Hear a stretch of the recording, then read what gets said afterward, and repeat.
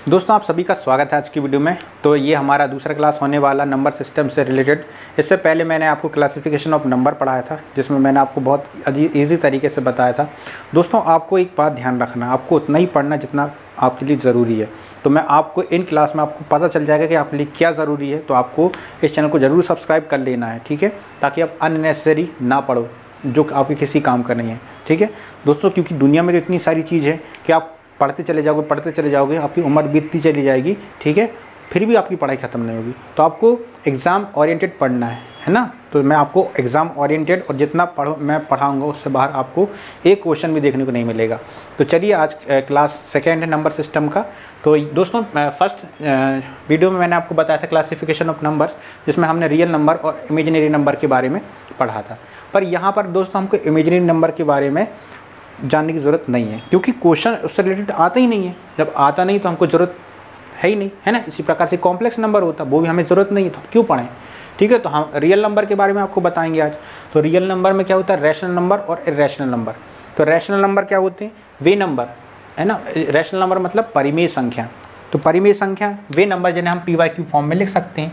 तो ऐसे नंबर जिन्हें हम p/q फॉर्म में लिख सकते हैं ना, p/q में लिख सकते हैं, वे नंबर परिमेय संख्या कहलाते हैं ना। यहाँ पर जो डिनोमिनेटर होता है, यानी कि जो हर होता है, वो q is not equal to 0, मतलब कि जो हर होगा, है ना, डिनोमिनेटर होगा, वो 0 के बराबर नहीं होना चाहिए।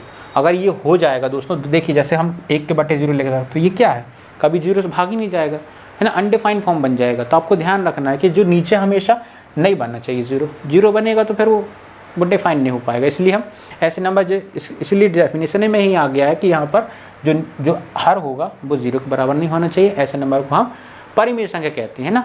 इसके बाद एक और आपको बात ध्यान रखना है कि जो p और q को प्राइम होना चाहिए, मतलब सह अभाज्य संख्या होनी चाहिए। तो सह अभाज्य संख्या क्या होती है मैं आपको नेक्स्ट वीडियो में बताऊँगा। तो आपको क्या करना है, वीडियोज़ देखते चलना है, ठीक है। आपका समय भी वेस्ट नहीं होगा और आप कम समय में ज़्यादा चीज़ सीख पाएंगे। चलिए अब हम देखते हैं ये, है ना। इसी प्रकार से अपरिमेय संख्या होती है, बताता हूँ फर्दर। हम रैशनल नंबर को इतने टाइप में डिवाइड कर सकते हैं ना। तो इंटीजर पूर्णांक में साथ ही साथ एग्जांपल भी लेते चले जाऊँगा, ताकि आपको पता चल सके कि आपको, है ना, ताकि आपको पता चल जाए, ताकि आपको कोई दिक्कत ना हो। तो जैसे इंटीजर पूर्णांक, तो इंटीजर पूर्णांक मतलब पूर्णांक क्या होता है ये मैं आपको, है ना, बाद में बताऊंगा अच्छे से। तो पूर्णांक मतलब जैसे -0 और पॉजिटिव नंबर को जब हम इंक्लूड कर लेते हैं तो वो हमारे क्या होते हैं, इंटीजर्स होते हैं, ठीक है। तो इन सभी को हम p/q फॉर्म में लिख सकते हैं ना। दोस्तों ज़्यादातर लोगों का डाउट होता है क्या 0 एक रियल नंबर है। तो मैंने आपको पहले ही पिछली वीडियो में बताया था कि वे नंबर जिन्हें हम रियल लाइन पर शो कर सकते हैं, रिप्रेजेंट कर सकते हैं, उन्हें हम क्या रियल नंबर कहते हैं, है ना। वास्तविक रेखा पर जैसे हम दर्शा सकते हैं, तो 0 को तो हम दर्शा सकते हैं, तो एक रियल नंबर है, ठीक है। तो यहाँ पर एक ये है, तो हम इसके बट्टे में 1 लिख सकते हैं, 0 के बट्टे में 1 लिख सकते हैं, √9 को लिख सकते हैं 3, और 3 के बट्टे में 1 लिख सकते हैं। तो इस प्रकार के नंबर को हम क्या बोलेंगे, ये इंटीजर क्या है, एक रैशनल नंबर है, परिमेय संख्या है, ठीक है। दूसरा एग्जाम्पल है शांत दशमलव, टर्मिनेटिंग डेसिमल, मतलब ऐसे नंबर जो कि एक समय बाद जाके रुक जाते हैं, है ना, आगे नहीं बढ़ते हैं। जैसे कि एग्जाम्पल देखिए 1/2 है। अब 1/2 में यदि हम 2 का भाग लगा देते हैं, यदि 2 का भाग लगाएंगे तो क्या जाएगा 0.5। अब ये तो आगे बढ़ ही नहीं रहा, मतलब कि डेसिमल भी आ गया है और आगे बढ़ नहीं रहा, है ना, नंबर। तो क्या हो जाएगा, ये क्या है, टर्मिनेटिंग डेसिमल। डेसिमल तो आ गया और टर्मिनेटिंग भी है, मतलब शांत है ना, अशांति नहीं फैला रहा, शांत होकर बैठ गया एक बार आके, ठीक है। तो ऐसे नंबर को भी हम क्या बोलेंगे, रैशनल नंबर है, मतलब टर्मिनेटिंग डेसिमल भी एक रैशनल नंबर होते हैं, ठीक है। जैसे एग्जाम्पल ये 2.6 लिखा है, 2.6 को हम क्या लिख सकते हैं, पॉइंट हटा के बट्टे में 10 लिख देंगे, है ना, और इसको हम काटेंगे तो 13/5, तो 13/5 एक क्या हो जाएगा, p/q फॉर्म हो जाएगा, where q is not equal to 0। तो ये भी एक परिमेय संख्या हो जाएगी, है ना, रैशनल नंबर हो जाएगा। अब इसका थर्ड टाइप देखिए, non terminating but recurring decimal. इसको हम एक और नाम से भी जानते हैं, non terminating but repeating decimal, मतलब ऐसे नंबर जो कि टर्मिनेट तो होंगे नहीं कभी, मतलब अनंत तक चलते चले जाएंगे ना, रुकेंगे कभी नहीं, पर क्या हो जाएगा, ये पर रिकरिंग डेसिमल, मतलब कि वही अंक बार बार वही आएगा। तो ऐसे नंबर जो कि क्या हो जाएंगे, non terminating but repeating decimal हो, है ना। तो हम इसको जैसे 1/3 क्या है, p/q फॉर्म है, और हम जैसे इसमें भाग लाएंगे तो 0.33333 हमेशा अनंत तक आते चला जाएगा। तो हम इसको 0.3 का रिकरिंग, इसको रिकरिंग का साइन बोलते हैं, लगा देते हैं। तो ये भी एक क्या हो जाएगा, एक रियल नंबर हो जाएगा। ठीक है, चलिए सॉरी, तो ये भी क्या हो जाएगा, रैशनल नंबर हो जाएगा। तो रैशनल नंबर के टाइप्स हमने दी, तो ये भी एक रैशनल नंबर हो जाएगा। तो हमने रैशनल नंबर के टाइप्स देख लिए दोस्तों। ठीक है, आपको कोई भी कन्फ्यूज़न है तो आप कमेंट करके पूछ सकते हैं, मैं आपको नेक्स्ट वीडियो में ये डाउट क्लियर कर दूंगा यदि आपको और भी कोई डाउट होंगे। वैसे आपको डाउट नहीं रह जाएगा, मैं धीरे धीरे आपको हर नंबर के बारे में बताऊँगा जो कि हमारे लिए रिलेवेंट है। ठीक है, क्वेश्चन के लिए। अब इर्रेशनल नंबर, तो अपरिमेय संख्या, तो आपको जस्ट आपको ध्यान रखना है परिमेय संख्या की डेफिनेशन जो कि है वे संख्या जिन्हें हम PYQ फॉर्म में लिख सकते हो। तो यहाँ पर क्या हो जाएगा, वे संख्या जिन्हें हम PYQ फॉर्म में नहीं लिख सकते तो वे क्या कहलाएंगे, इर्रेशनल नंबर, अपरिमेय संख्या। ठीक है, तो non terminating non repeating decimal, या हम इसको ये ऐसे ही बोल सकते हैं, non terminating non recurring decimal. ठीक है, यानी कि अशांत अनावृत्ति दशमलव। एग्जाम्पल जैसे √2 को हम क्या ले सकते हैं 1.414, है ना। √3 को क्या ले सकते हैं हम 1.732, है ना।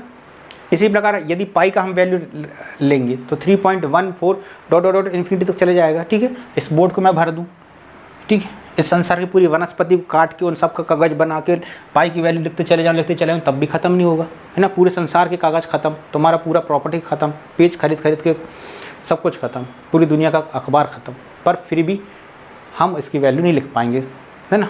तो इसलिए ये तो नंबर अच्छे नहीं है, तो परेशान कर देंगे अपन को, है ना। तो इसके बारे में हमको ज़्यादा नहीं पढ़ना है। ठीक है ना। पाई तो वैसे आएगा ज़रूर, पर हमको इसके बारे में ज़्यादा हमको इंटरेस्ट नहीं लेना है। ठीक है, तो हमको यही जानना था। तो आप समझ गए होंगे रैशनल नंबर और इर्रेशनल नंबर किसे कहते हैं, और रैशनल नंबर में हमको 3 टाइप्स के होते हैं, हमको ध्यान रखना है। ठीक है, जब मैं आपको सिंप्लीफिकेशन पढ़ाऊंगा तब यहाँ पर इन्हीं का यूज़ होगा। ठीक है, आपको ध्यान से पढ़ना है।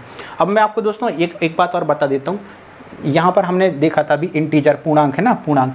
तो दोस्तों पूर्णांक क्या होता है, जिसमें हम नेगेटिव इंटीजर ले लेते हैं, है ना। नेगेटिव संख्या लेंगे -1 -2 -3 -इन्फिनिटी, और फिर 0 और प्लस इन्फिनिटी तक ले लिए। ठीक है, तो ये क्या हो जाएगा, इसको हम बोलते हैं नेगेटिव इंटीजर, इसको बोलते हैं पॉजिटिव इंटीजर, और 0 इन दोनों के बीच में, मतलब 0 ना तो पॉजिटिव इंटीजर है ना ही नेगेटिव इंटीजर है, आपको ध्यान रखना है। ठीक है, तो जो पॉजिटिव इंटीजर होती है उन्हीं हम क्या बोलते हैं, प्राकृतिक संख्या। मतलब वे संख्या जो कि 1 से शुरू होती है और अनंत तक जाती है, उन्हें हम प्राकृतिक संख्या कहते हैं। तो आपको ध्यान रखना है डेफिनेशन। फिर प्राकृतिक संख्या ही फर्दर हमको ये ध्यान रखना है कि प्राकृतिक संख्या ही आगे चल के क्या हो जाती है, भाज्य संख्या और अभाज्य संख्या, मतलब कि कंपोजिट नंबर और प्राइम नंबर। ठीक है, तो भाज्य संख्या क्या हो जाती है, तो अभाज्य संख्या यदि आपको इसकी डेफिनेशन पता है तो इसकी डेफिनेशन आप अच्छे से याद कर सकते हैं। ठीक है, आने वाली वीडियोस में मैं इन सब की डेफिनेशन बताऊंगा। ठीक है, पर अब अभी के लिए जान लीजिए ये अभाज्य संख्या प्राइम नंबर वे नंबर होते हैं जिनके एग्जैक्टली 2 फैक्टर्स होते हैं। ठीक है, एक तो 1 होता है और वो नंबर इटसेल्फ होता है, मतलब कि खुद वो ही नंबर हो। जैसे 3 के 2 ही फैक्टर हैं, मतलब कि 1 और 3, 5 1 और 5, तो ये क्या हो जाएगा, ये क्या हो जाएंगे, एक प्राइम नंबर हो जाएंगे ना, मतलब कि तो ये क्या हो जाएंगे, एक प्राइम नंबर, मतलब कि अभाज्य संख्या। और भाज्य संख्या कंपोजिट नंबर क्या होते हैं, जिनके 2 से ज़्यादा फैक्टर हो, मतलब 3, है ना। जैसे एग्जांपल ले लीजिए 4 के कितने फैक्टर हैं, 1 भी है, 2 भी है और 4 भी है, मतलब 2 से ज़्यादा फैक्टर है, तो ये कंपोजिट नंबर कहलाएंगे। तो मैं आने वाली वीडियोस में सबको बताऊंगा दोस्तों।